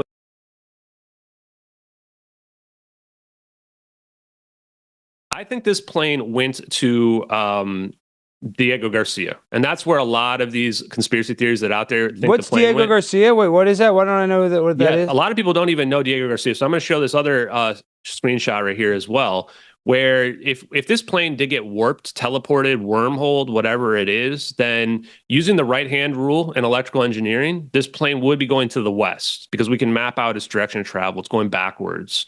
And what's to the west is the Maldives. So in the Maldives, there's some islanders that saw the plane in the early morning hours. And Diego Garcia is this military base down here in the British Islands, or British Indian Ocean territory. It's a very advanced military base. I've been told this is like Area 51 on steroids. So maybe they are hiding these orbs there. Maybe they test the orbs out here. It's a good spot to hide an aircraft. There's nothing nearby. And this is where like Mark Dugain, Catherine T, that witness, as well as Gregory, I forget what his name is, the comedian out there. A lot of people thought this plane went to Diego Garcia. And I actually happen to agree with them. That's the most logical place for this plane to end up. The only reason why the experts discounted it is they couldn't figure out how the plane could get over to the west of these islands where these islanders saw it. Well, if we have some kind of space-time manipulation, teleportation type technology, then this plane shows up over here in the Maldives and then just flies south to Diego Garcia. There was Philip Wood, the American passenger, the adult American passenger. There was a weird picture that's all black that gets posted on 4chan like a week after this plane disappears. And it says he's being held prisoner somewhere and he doesn't know where. And it turns out they looked at the EXIF data on it. And the EXIF data has coordinates for Diego Garcia as well. So while I can't prove that's where the plane went, throw out all the other conspiracies. That's where I'm putting my money. I'm going to say that's where the plane went.